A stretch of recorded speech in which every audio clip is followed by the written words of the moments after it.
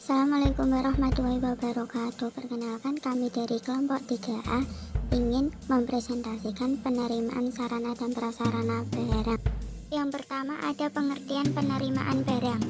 Penerimaan barang adalah menerima fisik barang dari pabrik, prinsipal atau distributor sesuai dengan dokumen pemesanan dan pengiriman serta dalam kondisi sesuai dengan persyaratan penanganan barangnya. Di sini ada 3 hal penting dalam penerimaan barang yang tidak dapat dipisahkan satu dengan yang lainnya. A. Fisik barang yang diterima merupakan bentuk fisik barang yang dapat dirasa, diraba, dilihat langsung. Ada 5 hal yang perlu diketahui dalam penerimaan barang. 1. Prinsip penerimaan barang adalah menerima fisik barang secara langsung, bukan hanya dokumen saja. 2. Secara fisik, barang dapat dilihat, diraba atau dirasa dan dapat dibandingkan dengan dokumen pengantaran. 3. Perlu dilakukan pengecekan acak atau keseluruhan kondisi isi kemasan saat penerimaan barang.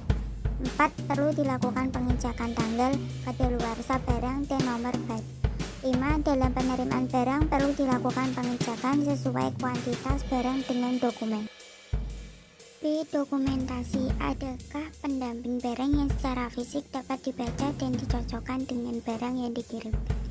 Dokumen yang diperlukan yaitu delivery note, surat jalan atau delivery order, dan packing list atau dokumen pengemasan. Akan lebih baik jika dokumen pemesanan atau PO dilampirkan juga. C. Cara penanganan barang adalah kondisi khusus yang harus disiapkan pada saat barang tersebut diterima. Cara penanganan barang yang diterima: 1. Tangani barang sesuai dengan siklus hidupnya atau suhu, kadaluarsa, dan lain sebagainya. 2. Gunakan peralatan yang sesuai atau palet, drum, atau forklift. 3. Pahami aturan keselamatan itu. Nomor 2, ada hal-hal penting dalam penerimaan barang. A. Bukti pesanan barang dari gudang untuk memastikan pesanan barang dalam spesifikasi tepat. B. Bukti tanda barang diterima untuk penagihan. C. Pengecekan bukti pemasaran dengan fisik barang. D. Pengecekan expiry date dan kondisi barang. E. Memasukkan barang ke penyimpanan. 3. Proses penerimaan barang. Satuan kerja penerima barang membentuk panitia penerima atau pemeriksa barang. Anggota panitia minimal berjumlah 3 orang. B. Jika barang telah tiba, anggota panitia segera melaksanakan penerimaan dan pemeriksaan barang, baik pemeriksaan administratif maupun pemeriksaan fisik. C. Panitia membuat berita acara pemeriksaan berisi: 1. Nomor berita acara. 2. Hari, tanggal, dan tempat pembuatan berita acara. 3. Nama anggota panitia pemeriksa. 4. Nama, jabatan, dan alamat yang menyerahkan. 5. Dasar penerimaan yaitu surat pengantar, faktur, dan invoice bernama. 6.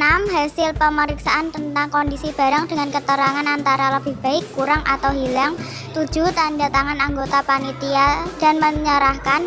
8. Pihak yang mengetahui, misalnya kepada kepala satuan kerja.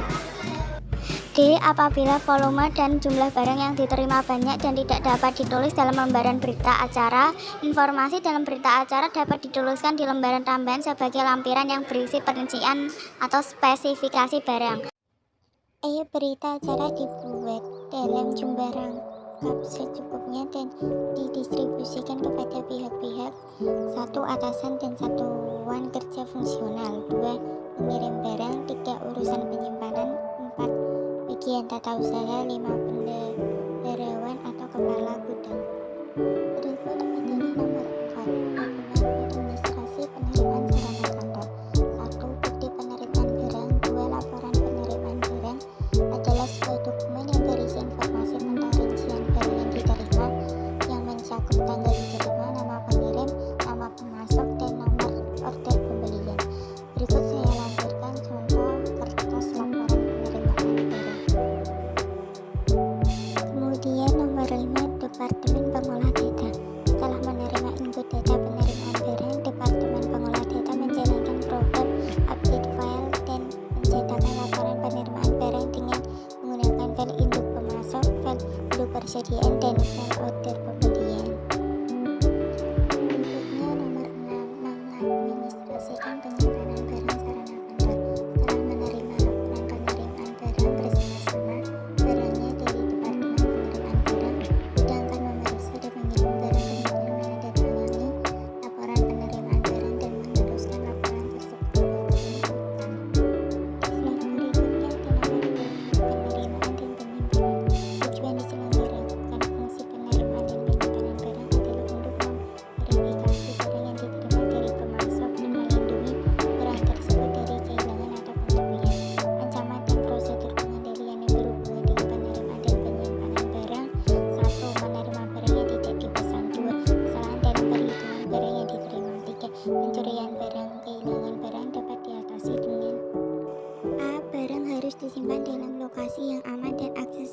transaksi tersebut dibatasi.